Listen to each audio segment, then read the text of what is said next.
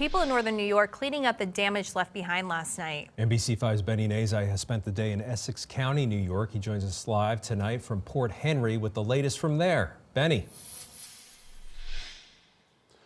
Brian and Alice, with widespread power outages in this area, Mariah's town hall served as a warming center due to last night's temperature dip. However, it was the heavy wind that caused a lot of the damage in town. But one resident that we spoke with is feeling thankful that it didn't end up being much worse.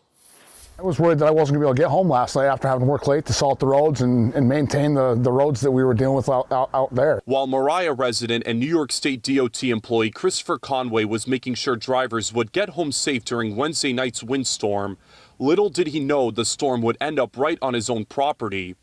Everything from Conway's roof to his deck got damaged. However, he's feeling lucky that it didn't end up being worse. I did smash a railing, but I'm happy to have that not actually hit anything else. I had a shed that it was within range of. It dented a few pieces of tin, but other than that, I feel like I escaped it.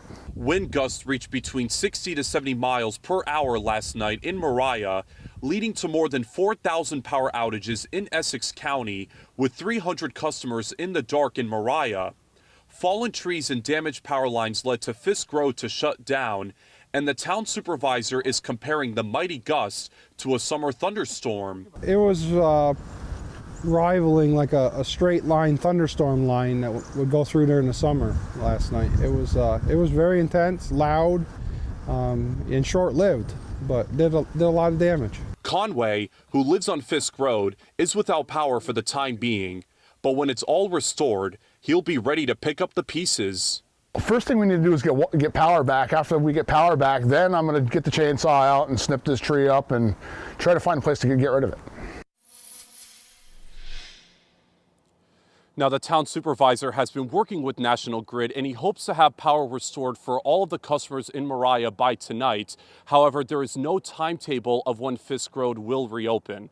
Live in Port Henry, Benny Nazai, NBC5 News. All right, Benny, thanks.